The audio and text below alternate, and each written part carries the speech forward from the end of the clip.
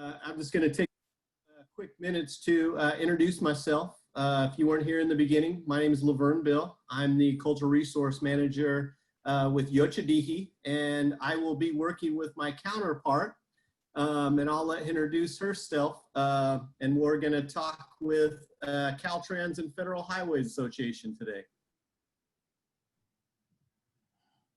Hello, my name is Linda Rosas-Bill, and I'm the Environmental Director for FHWA of Upper Lake Tribe. I also deal with our emergency response, cultural resources, and land use management. Kind of do our like a one-stop shop. And so, yeah, I'm excited about doing this because last year I got to sit on the panel with Sarah and Shawn Oliver, who are on the panel today. And so, yeah. Do you want to introduce him, brother? Or? Yeah, we'll kind of tag team on these, but again, as Shasta indicated, our this year's theme is cultural justice.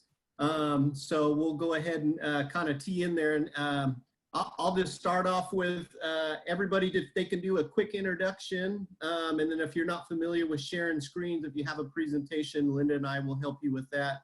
But we'll go ahead and start off with you, Sarah, if you could do a quick little introduction and a little bit about what you do at Caltrans. Hi, everyone. Good to be here. I'm Sarah Allred. I am the Native American Cultural Studies Branch Chief at Caltrans headquarters in the Cultural Studies office. And yeah, I think that's about it for now. I'm looking forward to sharing some information with you. Welcome, Sarah. Good afternoon. This is Jody Brown. I am with Caltrans as well. I'm the office chief of the Cultural Studies office in headquarters. And we thank everyone so much for inviting us to represent Caltrans at the CalTHPO-SHPO Virtual Summit. We do have a presentation. Did you want us to go ahead and do that, or do you want FHWA?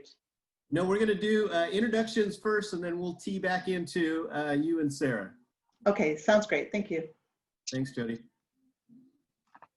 Well, hi, this is Shawn Oliver. I'm the Environmental and Section 106 lead for the California Division of Federal Highways. Welcome, thank you Shawn. for inviting us. Really appreciate it. 2 years in a row. Yes, thank you. I think you're up next, Dave. Hi there, I'm Dave Tedrick. I'm also an environmental specialist within the Federal Highways California Division. I work with Shawn, and I also appreciate the opportunity to be here today and participate in this conference. Thank you. Yes, welcome, Dave. We saved the best for Stephanie. Good afternoon, everybody. I am really happy to be here. I'm Stephanie Stoermer. I've been with the FHWA Resource Center for 15 years now, but in a past life, I was with the California Division. So today I am providing technical support and assistance to them. And again, I think this is a wonderful opportunity. And with that, I'll turn off my mic. Thank you, Stephanie. So, okay, so we'll start off with you, Sarah and Jody. Are you able to share your screens? Are you? Let me know if you need anything. Okay, perfect. I think Shasta is helping us out here. We have a few technical difficulties, so we appreciate her helping us. Yes. So I'm going to start off, and then when I'm gone through a few of the slides, and Sarah's going to take it on. As I already mentioned, we're really appreciative of being invited to participate, and we look forward to hearing and understanding the comments and perspectives and having productive discussions. I have appreciated the previous panels, very valuable input and considerations, and the important questions and responses that have been shared. So our presentation is about 10 to 15 minutes, and it's outlining Caltrans goals, initiatives, and current actions that are probably of particular interest to the summit participants. So this first slide is just an introductory slide, giving information about me and Sarah and some of our contact information as well.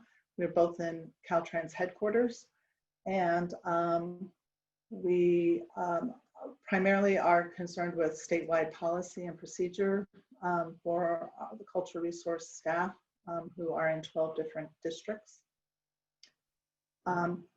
Shasta, we can move on to the next slide. So I'm just going to outline a couple things.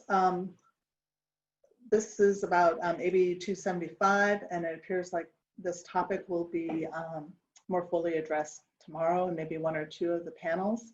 But as it pertains to Caltrans, as an overview or / summary, Governor Newsom signed this bill last week. It's been chaptered into Chapter 167 of the Statutes of 2020.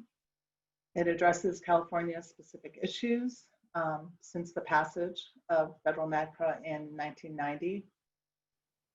As a summary of the legislative intent, which is really important for us to remember and realize, it facilitates proactive repatriation, active outreach, and confidential consultations between state agencies and the tribes. And it recognizes the authority of tribal traditional knowledge in the identification of human remains, cultural items, and tribal cultural resources. So Caltrans is reviewing the law and its own policies and procedures to identify necessary revisions that will ensure commitment and consistency, as well as transparency when working with our tribal governments in California and our partners in order to meet Caltrans obligations under AB 275, also known as CalMAGPRA. So that's an overview. Next, please. On this slide, also last week on September 25th, they're in a joint press release with state parks and California Natural Resources. California Director Tokes Omishaken announced the following actions in order to identify and redress discriminatory naming and names of features that are attached to the state highway system, the transportation system. He has indicated and will move forward with Caltrans carrying out a detailed review of all named assets located on the state transportation system. And Caltrans will develop a proposal identifying those to be renamed or rescinded. In the press release, Director Omishaken states, while long overdue, the department is honored to stand with the Natural Resources Agency and help facilitate a new legacy celebrating diversity, equity, and inclusion. These are important initiatives that Caltrans as a whole has been putting forward most recently, and we look forward to the work that Caltrans will be doing on the state. There's a group that is being formed, and Caltrans is a member of that group in order to look at these naming and the naming conventions and what can be done in order to move away from and redact the discriminatory naming on a lot of levels. So, sorry, I'm kind of struggling right there. That is the slide. Those are the slides that I'm going to be presenting. Now Sarah will be taking it on and going through some other initiatives and procedures that we have been working on. Thank you. All right. Hi, everyone. I'm sorry, I'm having some video difficulties, so just slides for now. So I just wanted to talk about our goals and initiatives for tribal engagement. And back in July 2018, the Caltrans Cultural Studies Office gave a presentation to the commissioners and the executive secretary of the Native American Heritage Commission outlining a series of goals and initiatives for tribal engagement around the protection and preservation of California Indian heritage in the context of transportation development. So these goals and initiatives included the promotion of early coordination with tribes during transportation and land use planning phases, the inclusion of tribal traditional expertise and knowledge in cultural studies, and fostering more meaningful historic preservation outcomes through proactive and advanced mitigation discussions. So I just wanted to talk about some of the progress that the Cultural Studies Office has made on these initiatives. Next slide, please. All right, thank you. And then in mid-2018, the Caltrans Cultural Studies Office was invited by the Office of Native American Affairs at the Advisory Council on Historic Preservation to provide input to the Advisory Council's guidance document called Early Consultation with Indian Tribes in the Pre-Application Process. If you've not seen that document, I highly recommend that you check it out. It was published in fall of 2019 and really focuses on promoting earlier engagement with tribes about cultural preservation concerns prior to project delivery in earlier planning phases. Next slide, please. And then in 2019, through the National Cooperative Highway Research Program, the Caltrans Cultural Studies Office chaired a research panel aimed at understanding how tribal perspectives and expertise might inform the requirements and intent of the National Historic Preservation Act for transportation project delivery, as well as for early transportation planning. And the research panel published a report in February 2020 titled Integrating Tribal Expertise into Processes to Identify, Evaluate, and Record Cultural Resources. I encourage everyone to take a look at this document as well if you've not seen it.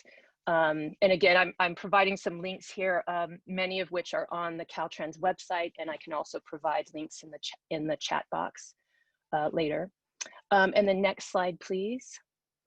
In an effort to address concerns raised by a number of tribes about Caltrans tribal monitoring practices, and as well as to better support the inclusion of tribal expertise in the Section 106 review process, Caltrans is actively working with our internal legal counsel and our contracts and procurement specialists to examine a variety of both existing and potential new approaches and best practices for providing reimbursements to our tribal consulting parties.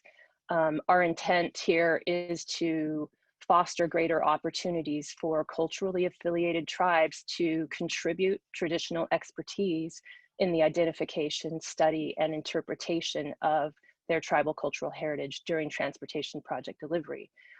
And the Advisory Council on Historic Preservation's guidance on assistance to consulting parties has served to inform some of Caltrans' efforts. So I encourage all to take a look at that document as well. And next slide, please. And then in the next slide, please. Thank you. In the interest of promoting better advanced planning around the preservation and avoidance of cultural heritage sites and places, the Cultural Studies Office has been working to implement the Federal Highway Administration's Planning Environmental Linkages Initiative with a specific focus on tribal historic preservation considerations. A lot of times, planning environmental linkages is applied to biology, and we're definitely trying to get a focus on tribal historic preservation.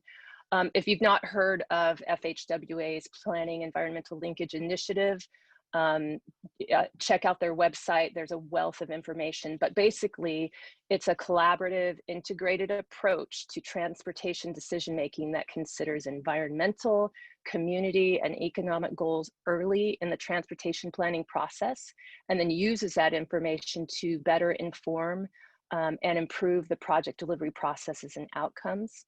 So it's within this planning context where there are great opportunities for early discussions and cross-sector collaborations on possible advanced mitigation efforts.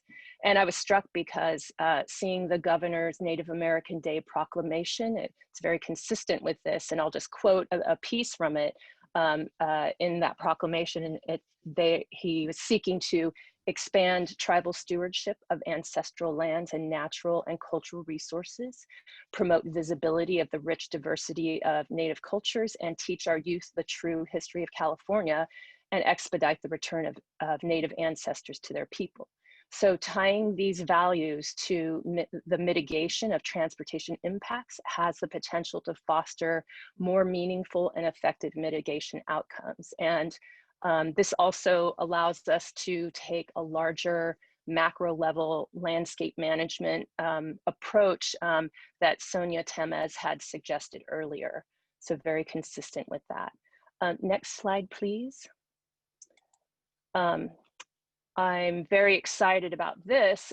In conjunction with Caltrans Executive Leadership, the Cultural Studies Office is in the process, as many of you know, of forming a Cultural Studies Subcommittee to the Native American Advisory Committee. So the subcommittee is intended to provide an ongoing forum in which California tribal cultural leaders and Caltrans Cultural Studies Office may engage on policy matters related to the effects of transportation development on tribal cultural heritage. And as the Cultural Studies Subcommittee will report to the NAC, this forum provides opportunities to convey important tribal cultural issues to the Caltrans director and to executive management. So the Cultural Studies Office is very pleased about the level of interest in this subcommittee, and we very much look forward to these important conversations.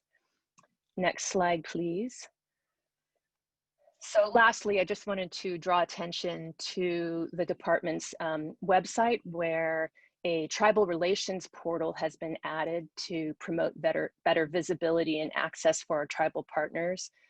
So you can just click on the Work with Caltrans icon from the main Caltrans webpage and then look for the tribal relations link.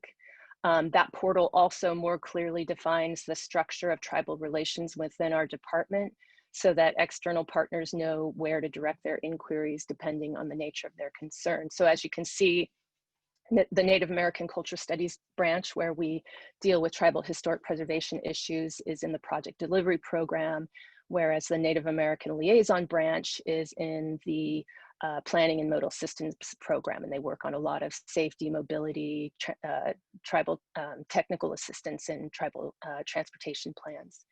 Our two branches communicate regularly as part of our larger planning environmental linkages and crossover coordination efforts.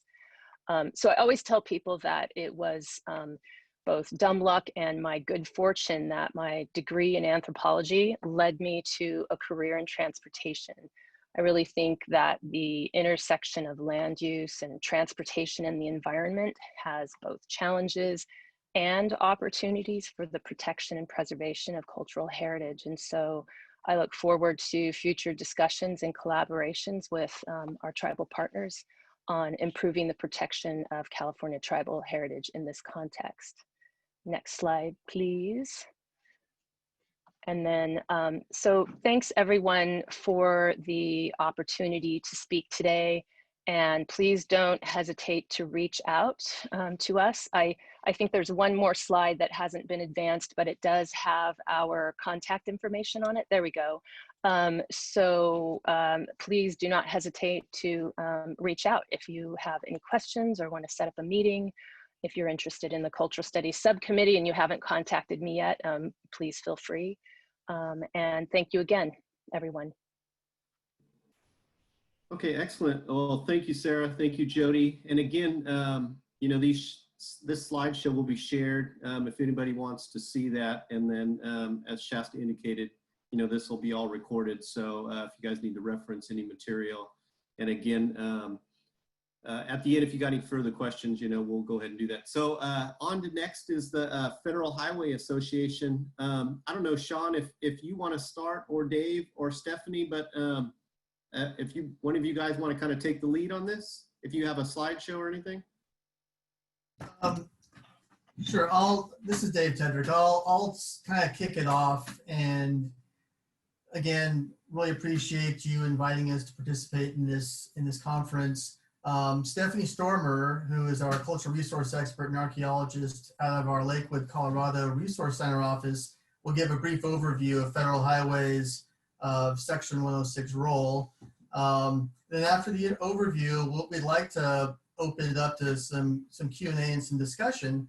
And Shawn Oliver, who is our Section 106 lead, will kind of head that up. One of the main reasons why I'm here is I'm in the process of leading up a program review on Caltrans implementation of the Section 106 process. Part of this review involves reaching out to the tribes to get a tribal perspective on how they believe things are going. The initial effort was to interview tribes that were selected as a result of projects that were randomly sampled to review.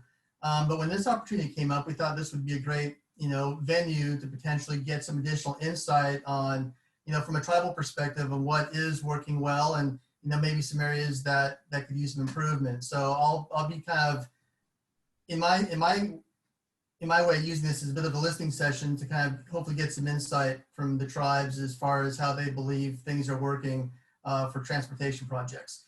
So if anybody wants to provide me with some feedback offline after the summit, I'll go ahead and put my contact information in the chat box as well. So unless there's any questions before we get started, we can go ahead and kick it off to Stephanie to give the overview. Yeah, I think what we're going to do is we'll wait till the end, just for time's sakes. We'll have everybody give a presentation, and then we'll circle back through with a little bit of Q&A. Okay, sounds good. So, thank you, David. You have to pardon me, everyone. I'm having terrible allergies. Similar to, but not necessarily as severe as what's going on in California. Colorado is also having some forest fires that just won't quit, and we don't have the greatest air quality in the world. So if I get choked up, yeah, I'm emotional about this topic, but also, I think it's important that, excuse me, if I can get this to go again, that we all have kind of start from a common understanding about, well, why the heck is FHWA here? What do they have to do with tribal consultation? So I'm going to do my best in a hopefully non-bureaucratic way to explain why FHWA is on this panel. So first of all, FHWA doesn't stand alone. We are part of a much larger department, the Department of Transportation. And under the DOT, there's FRA, which is the Federal Railroad, FAA, Air, FTA, Transit, and there are probably some other modes that I'm leaving out, but it's not a small organization. There's an overarching Department of Transportation order that has been on the books since 1999, so roughly 22 years. I'm not always sure that all the staff of all the DOT modes are aware of it, but it expresses DOT's policy about consultation and DOT's role in that. And it's a must, it's not optional. So this is just the very first part of the policy. It's like a 2 or 3 page memo, and it really lines things out. And what it says is essentially DOT must consult with Indian tribes before taking any action that may significantly or I should underline this, uniquely affect them. And many times this is interpreted as just policy matters, but it extends to the whole universe of things that we're likely to be involved in that could affect tribal interest. So the federal tribal relations aspect. FHWA, as part of the federal government, thoroughly acknowledges that long-standing relationship between federally recognized tribes in the United States. That relationship is one between sovereigns, between a government to government. Over the years, I think that there has often been some confusion or different interpretations about what government to government means, but it is grounded in that principle, sovereign to sovereign. So as a part of the federal government, FHWA has extra responsibilities that state governments don't have. But state governments also have or can have a government to government relationship with tribes as sovereigns. A good example of that for California might be one of the governor's executive orders. This isn't true in every state, but more and more states are consulting with tribes on a government to government basis, but it's not the same as the federal government to government relationships. There's unfortunately a lot of baggage sometimes tied up with that government to government relationship with the federal government, but I think sometimes it's confusing. In fact, I know it can be for both states and federal agencies and tribes to kind of sort it out. When we say government to government, what are we really talking about? And it actually does depend on who's talking to who and what the context is. So this is my very, very simplified graphic of FHWA's role. We're going to be talking today about the Federal Aid Division offices, which is like the California division across the country. There's also Federal Lands Highway, which I'm sure many of you are familiar with through the Office of Tribal Transportation, their programs that provide assistance to the tribes in building and supporting their infrastructure. But for this little bit of presentation, we're going to talk about the relationship between the FHWA divisions and the state departments of transportation. So before 2005, we had the Federal Aid Division offices and the state DOTs. The Federal Aid Division offices, FHWA was responsible for all the environmental findings and determinations, even though the state DOTs own and maintain the roads. They did all the project development, they did the environmental review, did the archaeological survey, the project-specific tribal consultation, if they were so authorized by FHWA. But FHWA was still legally responsible for government to government consultation. This is the universe that I kind of came up in my working life. And in many states, it's still there. But in 2005, NEPA assignment kind of came onto the scene. This was as a result of a highway bill.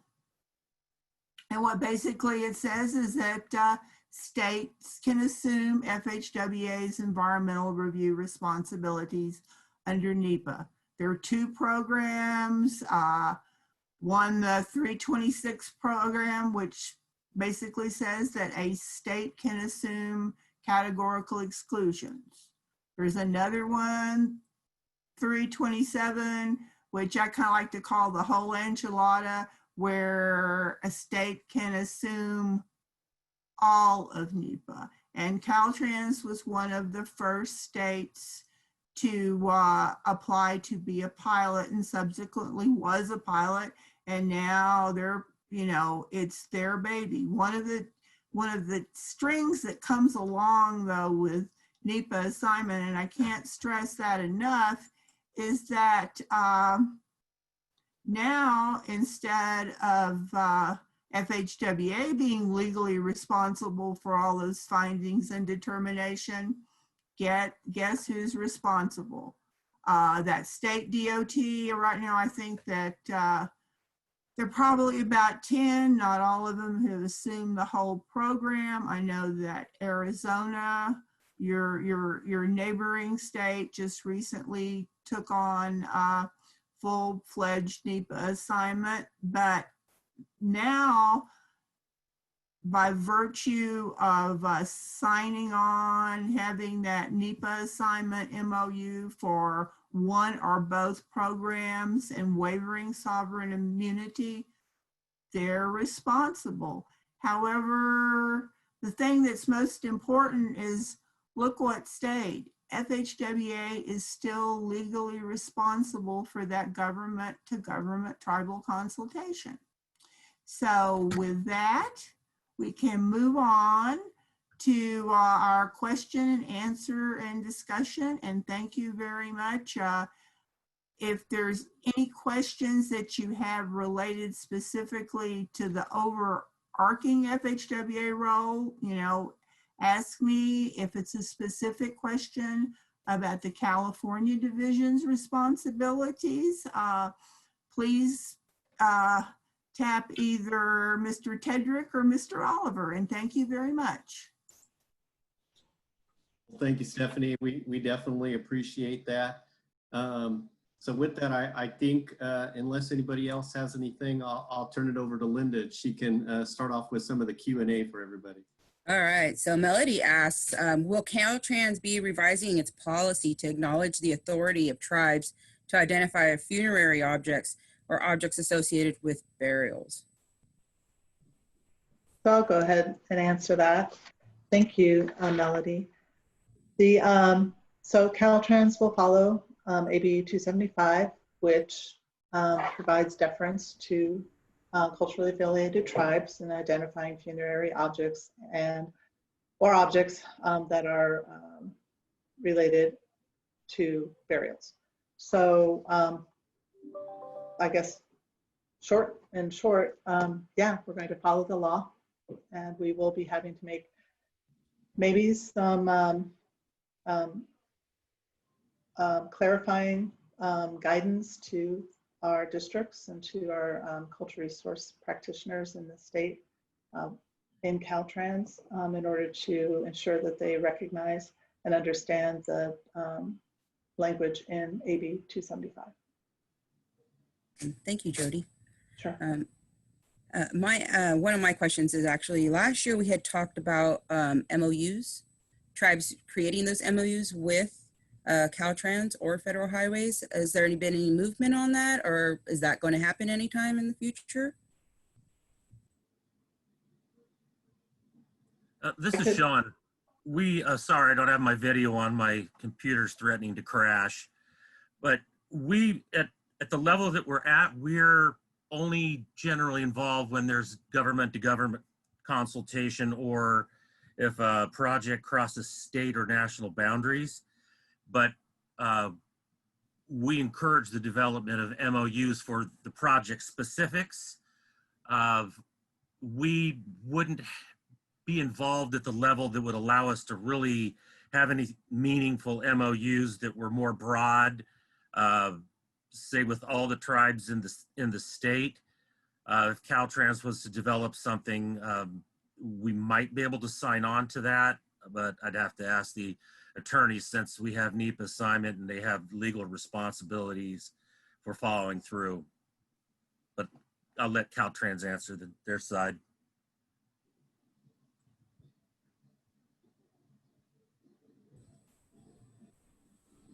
Sorry.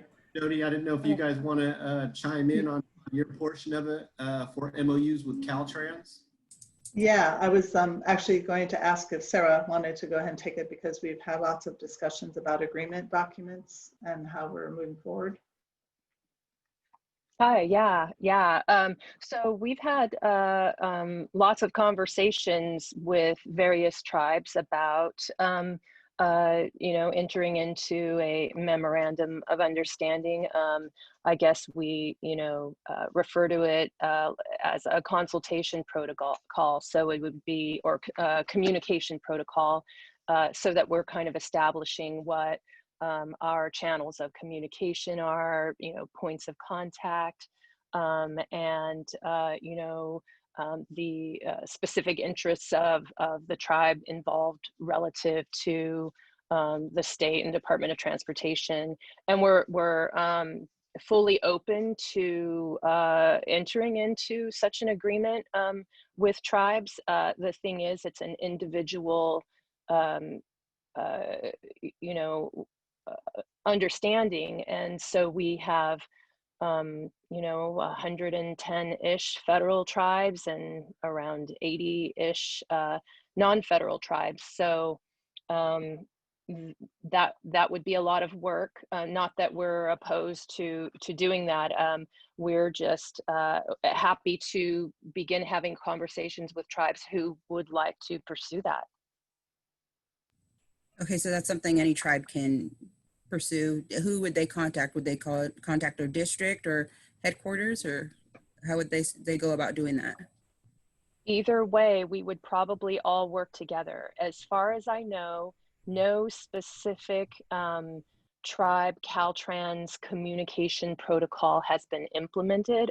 I think part of the issue is just time. Everybody just needs time to be able to do that. I do think the Cultural Studies Subcommittee will be really helpful for having some larger conversations about working together, even though it's not related to a specific agreement. But we are really looking forward to that forum so that we can begin to have discussions about what concerns tribes might have about working with Caltrans. Awesome. Okay, we got a question from Alex. Alex asks, it seems the PEL planning and environmental leakage seems to hold more promise for including tribes in ARC survey efforts. Previously, that was in planning, while monitoring and consultation was in the project's branch. Is that right? And does it mean that FHWA is also trying to fix the inherent structural deficiencies within Caltrans?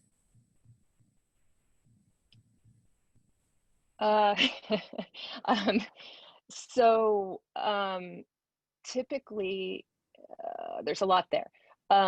So consultation under Section 106 regarding concerns about tribal historic preservation, that's usually triggered, Section 106 National Historic Preservation Act is triggered when we have a programmed funded project. We call that project delivery. And that's, kind of where we live as archaeologists and cultural resource specialists. However, with PEL, and PEL is not new, it's been around for a long time, Federal Highways is just encouraging DOTs to begin implementing it more. But on the planning side, it's not typical that we conduct cultural resource investigations. And so what we're doing in our department now is working with our planning counterparts to insert consultation points during various phases of planning. So the planning process is long, and it starts with local and regional planning, and so Caltrans is often transportation is a response to those local and regional land use plannings. But then as we move through, there's corridor studies, and we have other phases. I think some tribes may have heard of, the PID phase. That's the project initiation phase. So again, these are all prior to a project being programmed and funded, and the triggering of Section 106 of the National Historic Preservation Act. And so we're trying to go back into the planning. We're not conducting cultural resource studies, but we're identifying points where planning can consult with cultural resource staff in the department who can assist with communicating with the tribes on historic preservation issues, as well as scoping well in advance of any project any sensitivity concerns that there might be.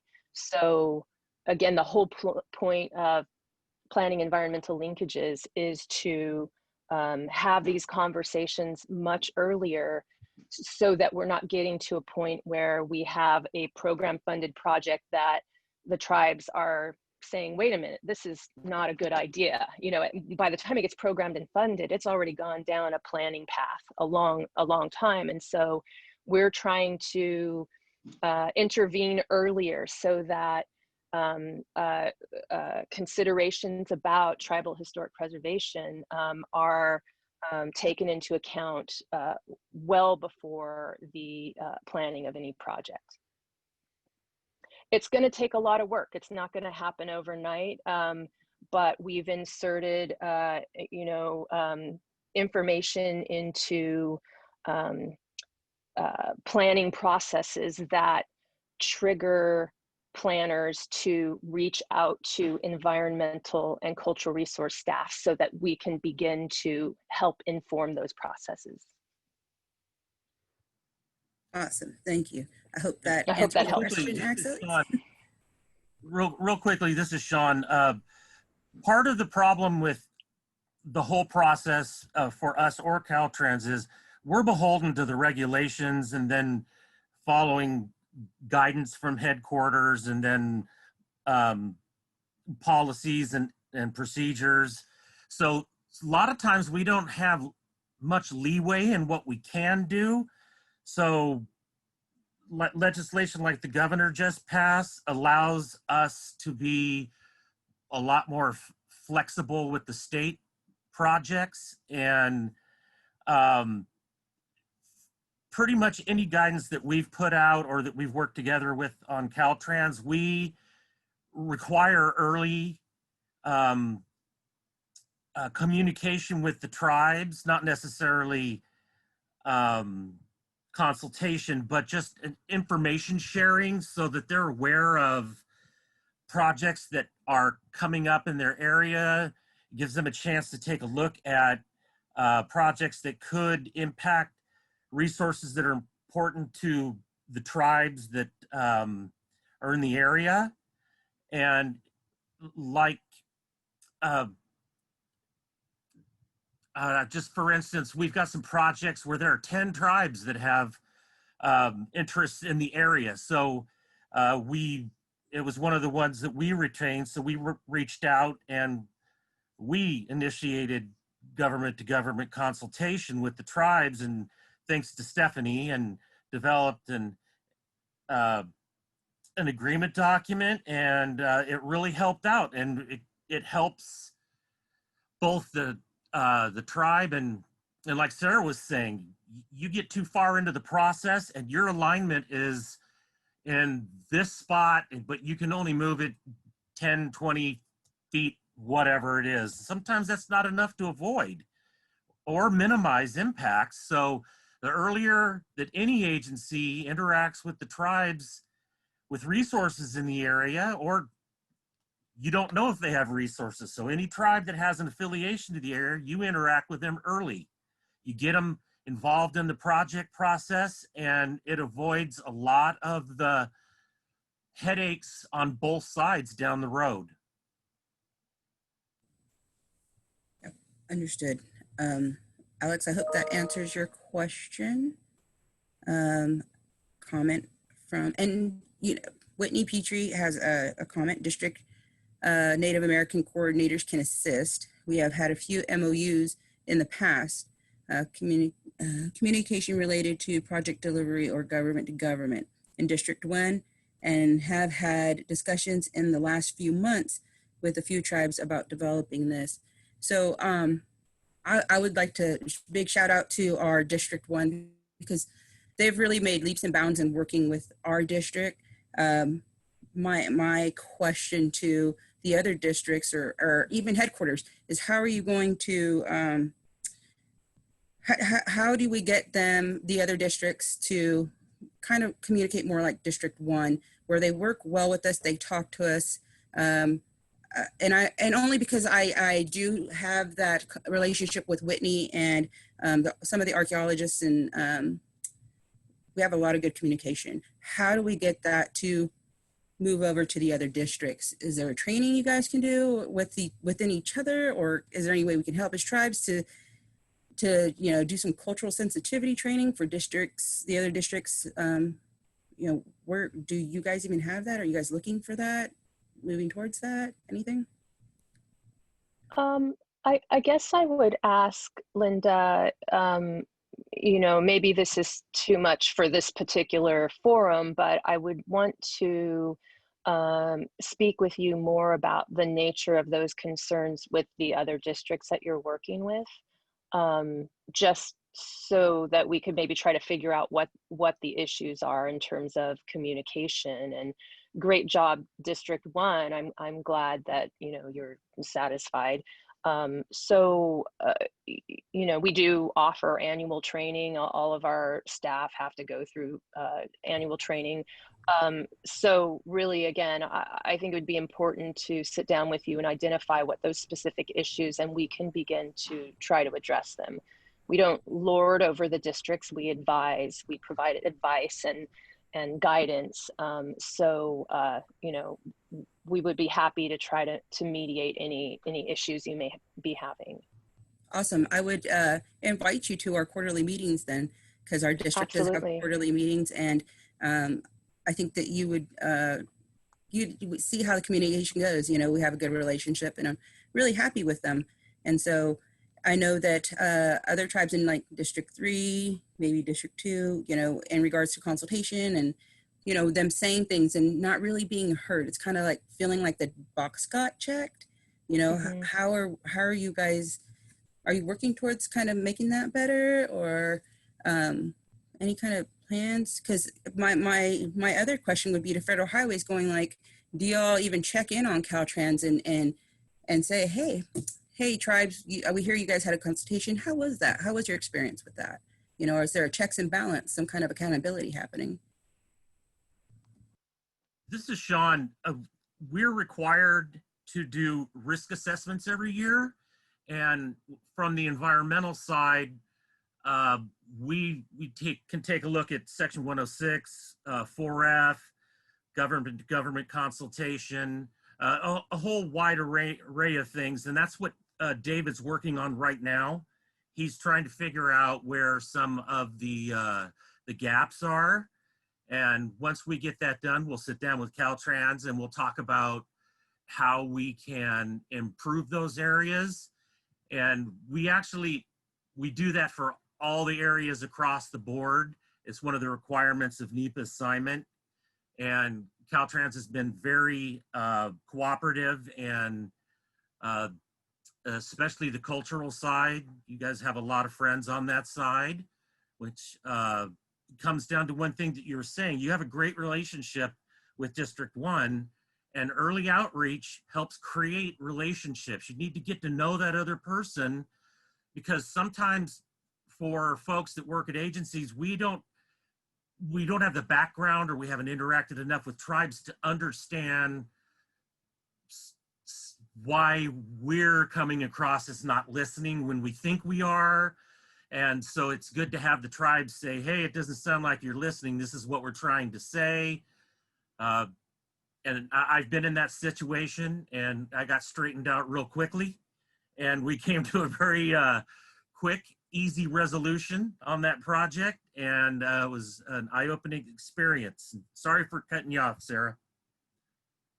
Probably forgot what the question was now. Oh, you didn't cut me off. No worries. I guess just to answer your question, Linda, is just that I'll just reiterate that we're happy to mediate. So I would love to speak with you more about your specific concerns so that we can attempt to address them and mediate on behalf of the district. Awesome. So what I would say is, if you tribes out there in District 2, 3, and are having issues, reach out to Sarah, so she can, Yeah, she's aware of it and she can help out, hopefully make it yeah. better for y'all. Let me go over to our chat really quick so I'm not missing anything. This comes from Sally Peterson, Vice Chair from Middletown. We have been talking about these items for the last 3 years that I am aware of. What are you doing to correct the miscommunications that continue to happen between your environmental department and construction?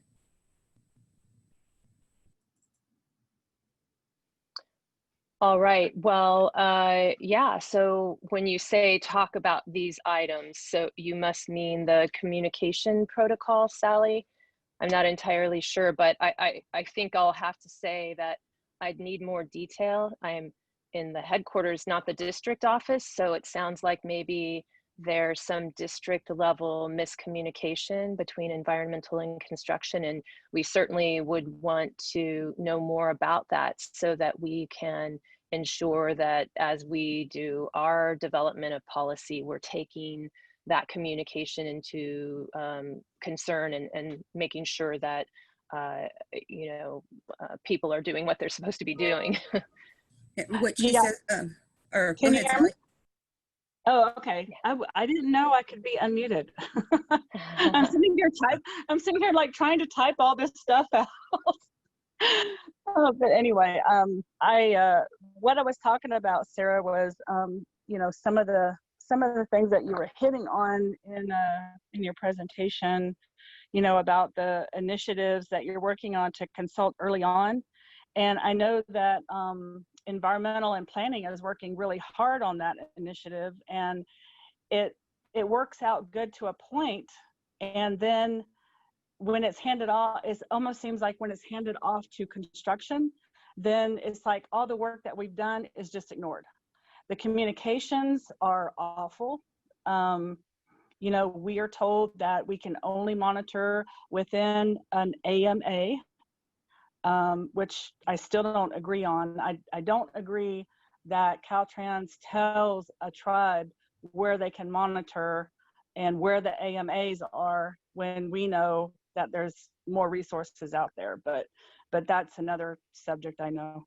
But it just seems like things just kind of fall off when it's handed off to construction, and that is a major issue because I'm working with Whitney right now on a project on Highway 29 here in Lake County, where there are sensitive sites that are fenced off, and that we know that we monitor when they get to those sites, and we are told, oh, no monitoring today because we're not working in that area today.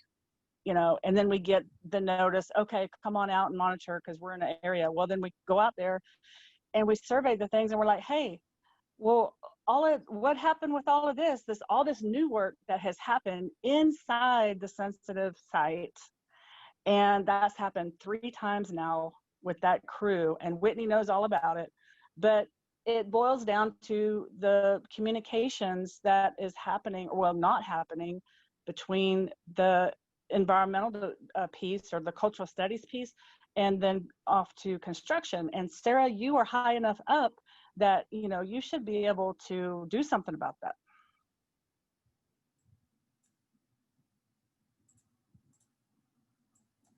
You overestimate my power. I'm just kidding, though. Yes, I think it's important that these issues, especially, I know that miscommunications happen. It's one thing if it's an occasional circumstance, human error. However, if it keeps happening, yeah, we need to work on that as a policy level, at a policy level, and can bring that to the attention of district management as well. So I'm sorry that this is something that keeps happening, and we would like to have a conversation with you more about this so that we can start addressing it. Yeah, but it's been ongoing. I mean, I can remind you about our project that we're still on the project because it's a full widening of the highway over here on 175 off of Middletown. And, you know, we've been on that project for over a year. Well, initially when we started, we were told we can only monitor in AMAs and, you know, all the other stuff, you know, you don't need to be out here. Well, you know what? We were out there anyway on our own dime because we knew that there were resources out there. Well, sure enough, we find a site and everybody gets, you know, all excited about it. And, you know, and there ends up being a whole excavation, which we hated because then what happened is all of our artifacts are taken away and studied. So, you know, it's like, what is our incentive of even letting you know what we find? It's so frustrating. But on that particular project last year, you know, we were able to work out a monitoring agreement on the spot. So I know that you guys can do it. You can work out monitoring agreements on the spot. I've seen it happen twice. So on that project that we're working on, you know, the communication with that construction company is much better. I don't know, I can't remember the name of them, but it's so much better. But we started off really rocky. And and you know, Sarah, I had to raise hell with you about it before we finally got into a situation we were happy with. And now I feel like I got to do the same thing with this other project because I got to raise hell to get heard. And because 3 times work has happened inside the sites, and that's just unacceptable.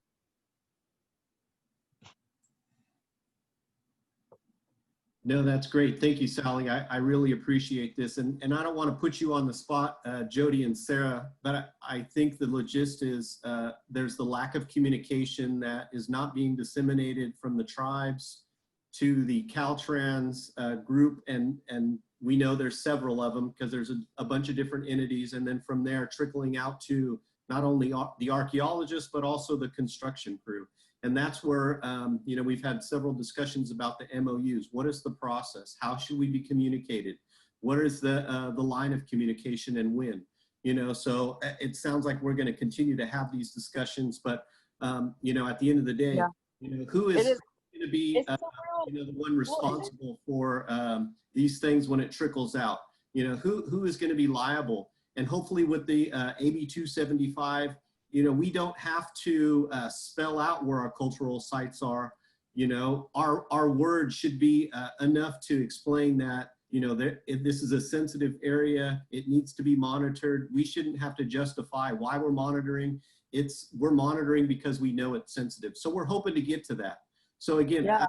I know there's a lot of issues that need to be discussed, and you know, for time, we'll try to continue to move on and answer that. Another quick question. I don't mean to cut you off, Sally, so hopefully we can address a lot of these. Courtney Coyle also had a quick question, and this is something that's been raised with all the tribes, is some of the projects similar to the SIP program, you know, it takes 5 to 10 years in order for that to receive funding. So we might consult on it early, but then later on down the line, it comes up. And sometimes there's changing of individuals, sometimes, and that's for both sides, tribal and Caltrans, but it's not revisited with the tribes. So again, we just want to make sure that that does come back to the tribes. So what process do you feel that where we can address that in the future for those particular types of projects?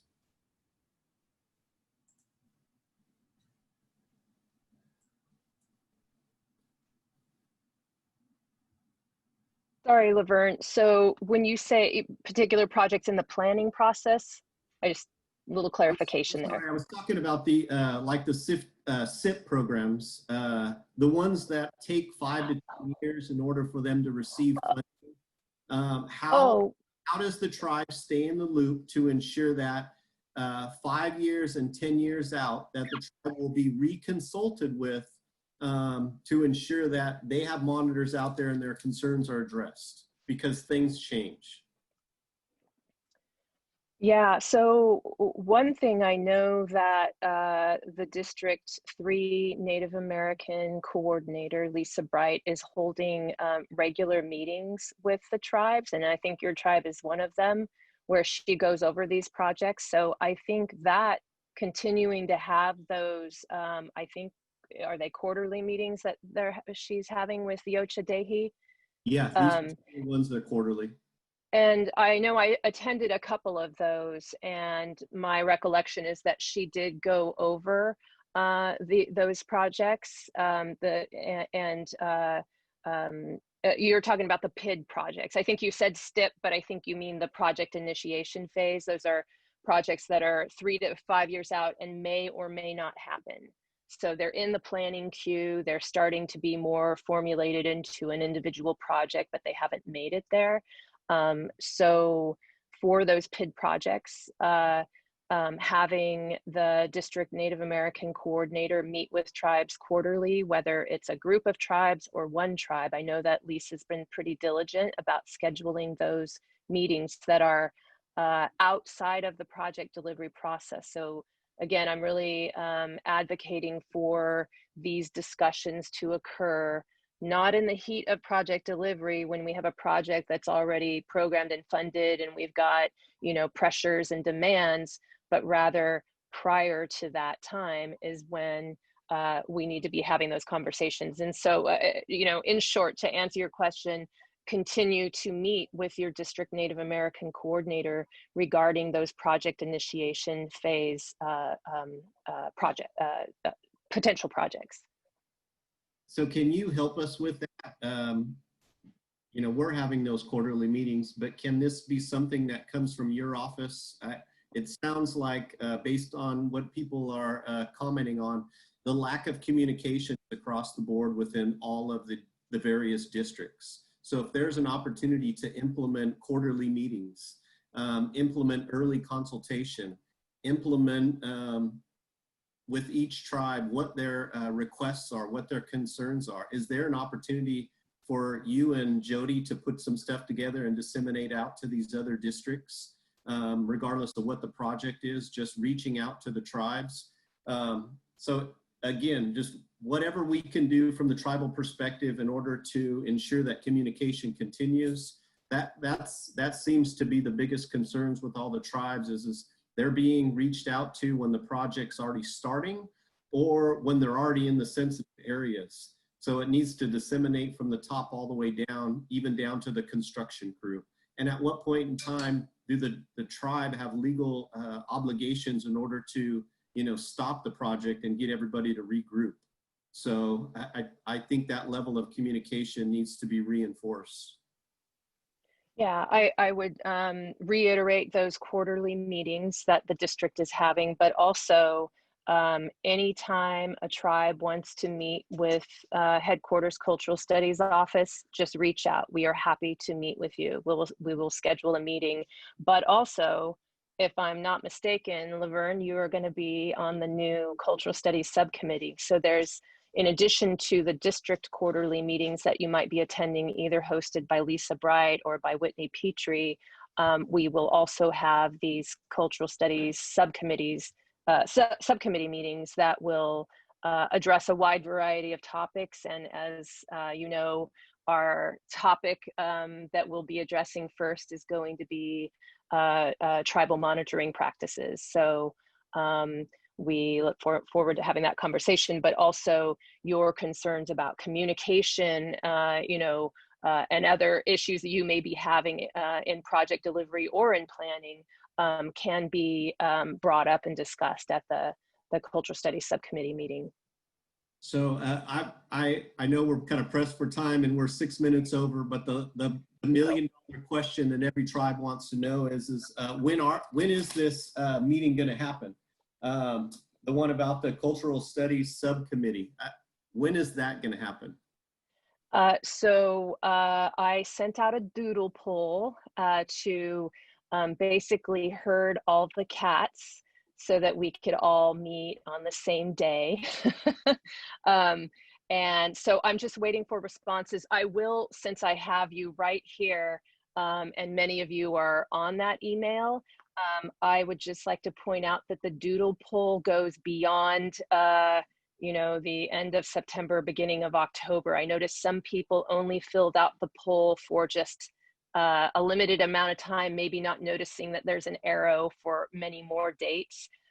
When I sent out the poll, I thought, oh, maybe we'll be able to meet late September. Well, that's crazy. So it's going to be sometime in October. And as soon as this summit is over, I will be jumping on actually scheduling that meeting. One thing at a time. Okay, I just got word that we did pay for an extra 20 minutes. So we're going to go with this conversation. So if anybody else has any more stuff, it looks like something came through. Do you mind recirculating that doodle poll to everybody? If you want, you can possibly reach out to Shasta. Shasta's got a really good distribution list, and we can send it out. Again, I just want to make sure that everybody has the opportunity to participate in the doodle poll. And it sounds like there's, based on what you're saying, Sarah, there's also an opportunity to discuss other issues in further detail. I know for sure Absolutely. the MOU discussion on there. Even if we create a boilerplate and distribute out to the other tribes, I think that's an opportunity. And then how we can have these quarterly meetings.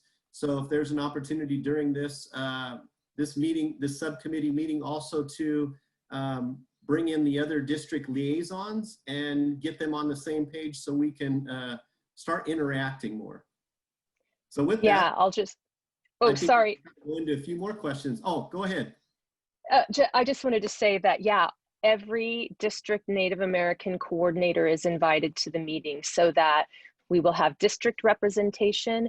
And then in addition to the tribes who've been contacted so far, I've also done some other outreach to recruit more tribal representatives throughout the state, because we're really wanting to have solid geographic representation from all over the state. I want many voices to be heard.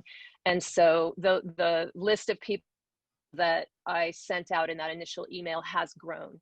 And so anyway, very excited about the level of interest. And, you know, this is going to be an opportunity for us all to have those, you know, hard conversations, I guess, or the conversations that we don't have time to have because we're busy, you know, delivering projects. So anyway, I'm really looking forward to speaking about a variety of topics. Okay. So I have a question, and so I went ahead and unmuted myself and videoed myself because I have host superpowers.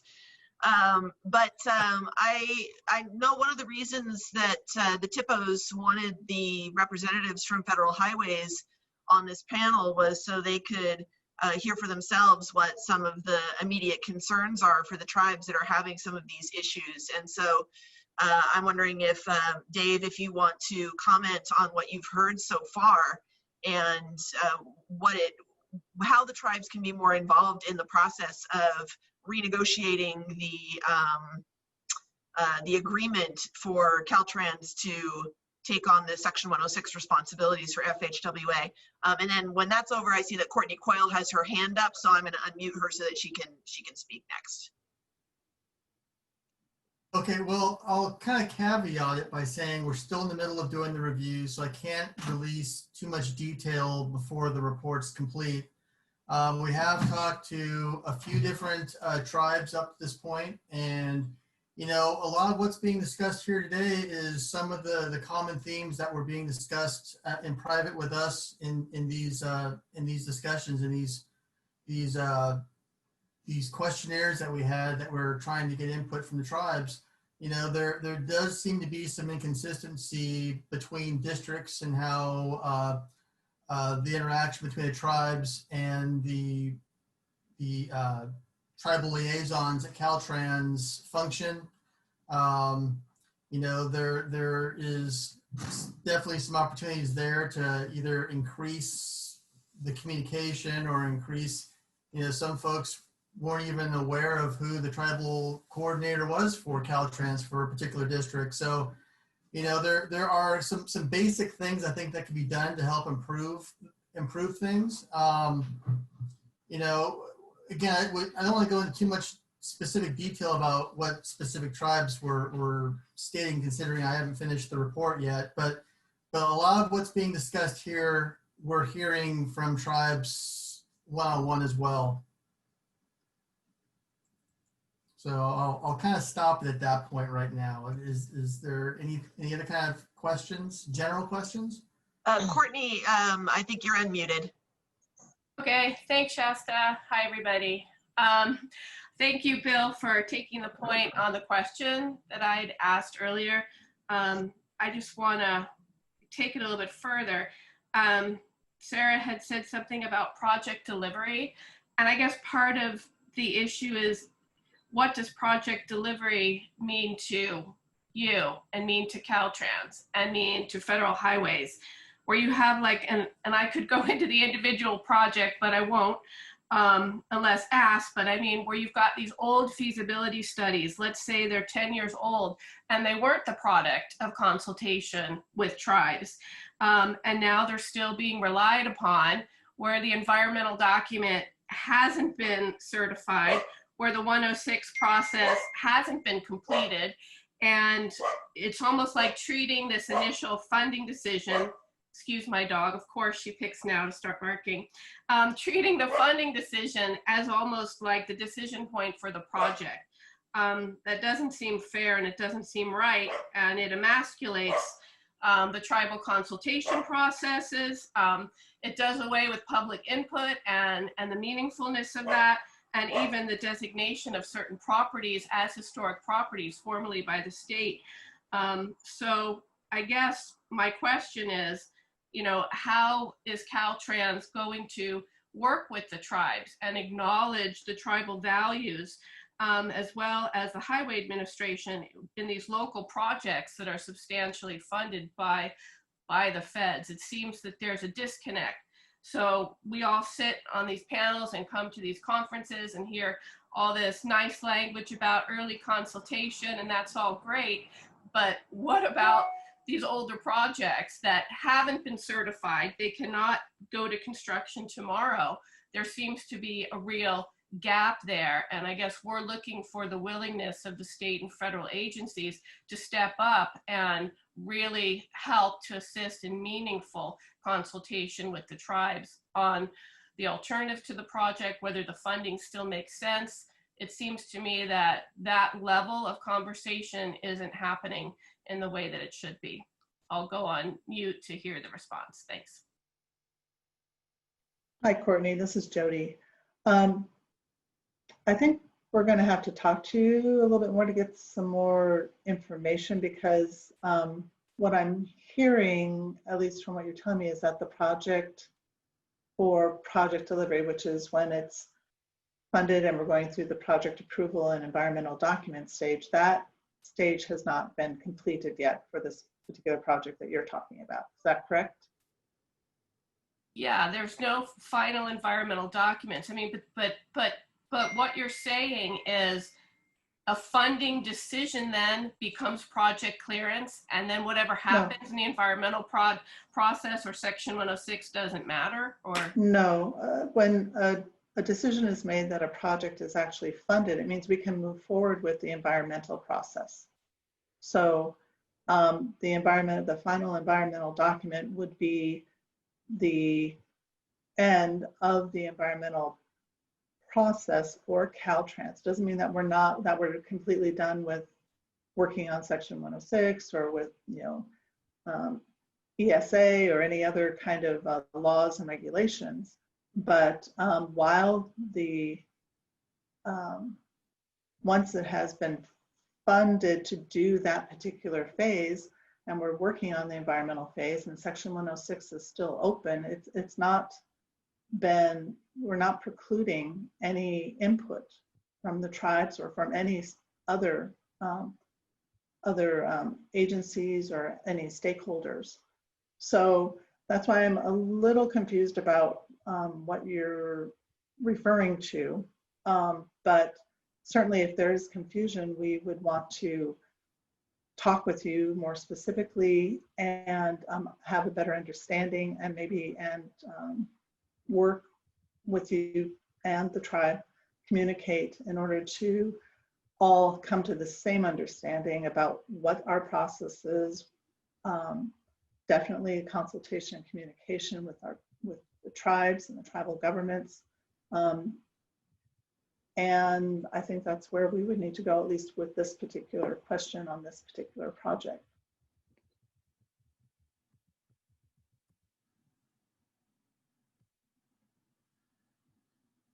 So have you been having conversations with District 3 about this, or we are definitely willing to be involved in the conversations. Well, I think that there's, there's communications that are happening, but I would not say that there is, active consultation happening, and things have changed as information sometimes does about the resource, especially when tribes are finally involved. But getting back to those initial feasibility of the project, going like way back and before the funding, that we're not done with the benefit of tribal consultation. I mean, it's not about like, the lipstick on the pig after the funding, but before the CEQA. And well, yeah, we're going to do the project no matter what, because it's funded, and we'll just let you be a monitor, versus really getting into the options for the alternatives for the project, and in terms of design or whether it even makes sense to do the preferred project anymore. That level of discussion seems to be very difficult to get the local government and the state and federal transportation agencies to engage in. Okay. I understand your point. You're right. The carts left the barn, because if you weren't involved in the conversations during the planning stages 5-10 years ago, yeah, that's not ideal. What we're trying to do is make a change so that doesn't happen on any current or future projects, and that we can do this early engagement with tribes and tribal government. We can't help what happened 10 years ago at this point, but definitely if there's a problem with the consultation with the local partners and it's being funded by state and federal highway money, we would want to know and be involved in those conversations and to see where we can help out. Courtney, I was hoping to just talk just a second about this, because I can feel that as well, where there's things get set in stone, they get funded, we do our environmental document. That funding and environmental document phase starts at the same time, and it feels like it's a hinge point. I think something that's really important in the last 2 years is this focus on including tribes in consultation during planning with the regional transportation planners, the people who are actually saying, what does Lake County need in 10 years? What does Yolo County need in 10 years? So I think we are starting to do more of that, especially Caltrans as an agency, more communication with the planning departments, with internally, this whole divisions and departments talking to each other is problematic and has been, but we're addressing it. It seems to be getting better. And then I've heard a lot of discussion today about early consultation and nothing about late consultation. We all know Section 106 is valid throughout the entire life of a project. And I think that that is something, in particular, what you mentioned about resources, new information coming to light, it becomes really difficult for us as an agency to address it, but that doesn't mean that we're not going to. Sally Peterson, for example, we're doing a field visit on Friday for that specific purpose. It's because new information has come out in the last 2 years since the environmental document was signed. It's very difficult for us to change things once we get funded and, we've got so much invested into a project. There's just so many people's hours and resources and design has gone into it for, developing the actual plan of what's going to be built. But that doesn't mean that we aren't going to consult. That doesn't mean that we're not going to take the new information that is provided and do something with it. And I hope that that's okay that I spoke, Jody and Sarah, because I just had a really good example with Sally, and we're having this field visit on Friday. And it's not just early consultation, it's throughout, especially for Section 106. And I'm going to mute myself again. Thanks. Very good points, Whitney. Thank you. And just looking at the time, we have about 9 minutes. So I wanted to see Ron. I seen Ron had his hand up. Ron, did you want to, I want to make sure we're catching everybody before we jump off this section. Go ahead, Ron. Yes. Thanks, Linda. I appreciate that. I appreciate the time that we have with both you, Jody Brown, and also Sarah Allred. I believe that we started something that was going to lead us down a positive road of discussions, which you referred to as our listening sessions, where we would get with the different districts across all of California, dealing with all the tribes in those districts, and have a sit-down session so that we could have more time to discuss some of these issues a little bit more in depth. And because most of us are dealing with the district liaisons and the district ones, people who are in charge, but they can only take us in our consultation to a certain level of policies and procedures. To go above that, we need to talk to you, both of you. We need your attention because you can move it further so that there can actually be some movement in changing some of these policies and procedures.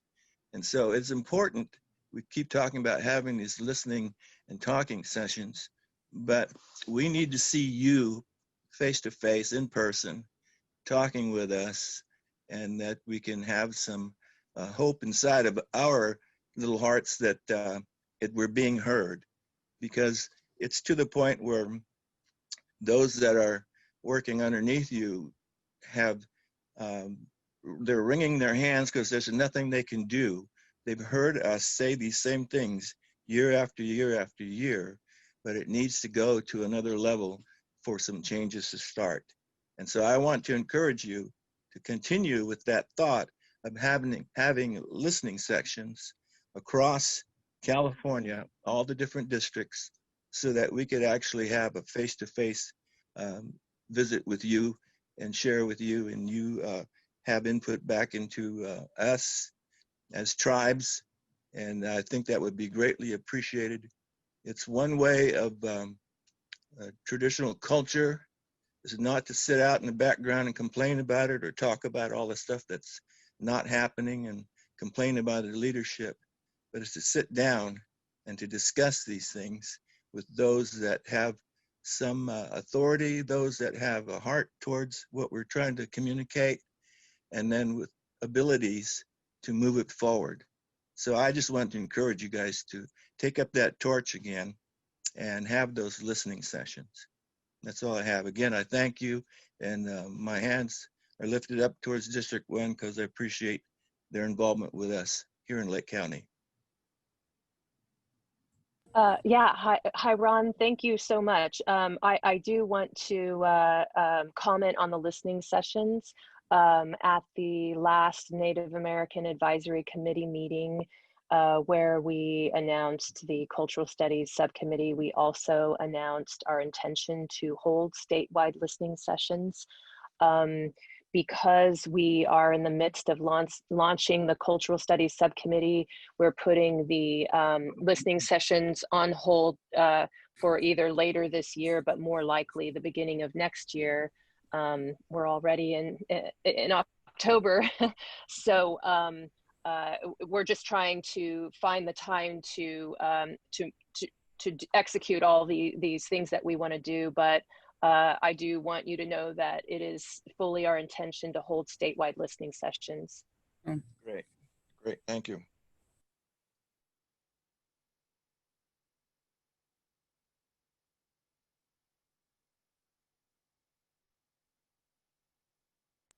So Linda, you're muted.